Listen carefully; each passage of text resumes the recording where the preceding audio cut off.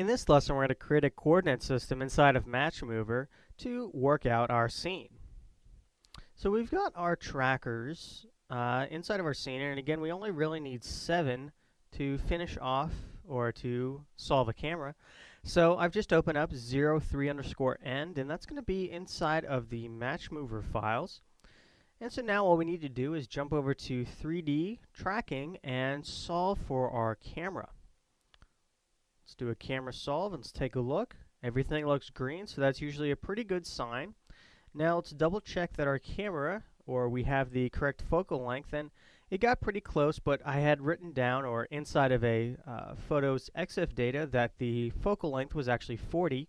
So let's just type in 40 for the focal length, and let's resolve this, and make sure we set this to fixed. And that should give us a pretty much exactly the same, although our camera will be more correct. So let's jump into 3D, hit the C key, and let's take a look here. It looks like our grid is moving nicely. So now all we need to do is set up a coordinate system for use in Maya. So let's jump over and let's go to 3D Scene, New Coordinates. And let's just set one of these points here as the base. Now for the y-axis, I would like that to be, let's see, I would like that to be pointing straight up. So let's point that between these two trackers here. And let's set something like the z-axis to be pointing out of the picture frame.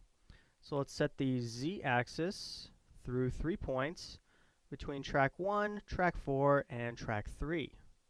Track 1, track 4, and track 3. And let's hit apply. And so now we have a coordinate system that's working inside of MatchMover. Now the default distance is going to create a very large scene, so let's bump that down to something like 10. And now we'll be able to see our grid a little bit easier. Okay. Everything is still checking out. Let's hit the C key to jump out of our camera view, and now we can right click. And it looks like our depths on these points are relatively correct. These 2 points here are out front of everything else. This point here is in between. And these 4 points are roughly coplanar or on the exact same plane. Okay, so that was a rather easy coordinate system to set up here.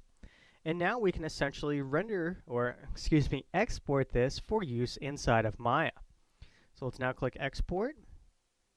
It's okay. And let's see, I'm going to jump over to my C project files. And I'm going to save this into my MatchMover files here. I'm going to call this my export to Maya. And we want to make sure we're sending out a file type of Maya. Of course, if you're going to be running this inside of a different application, you can export this to whatever application you would like. But in this case, we're going to be going with Maya. We want to do all tracks that match pretty much everything because we only have 7 tracks inside of our scene. Let's see, we want to animate the camera.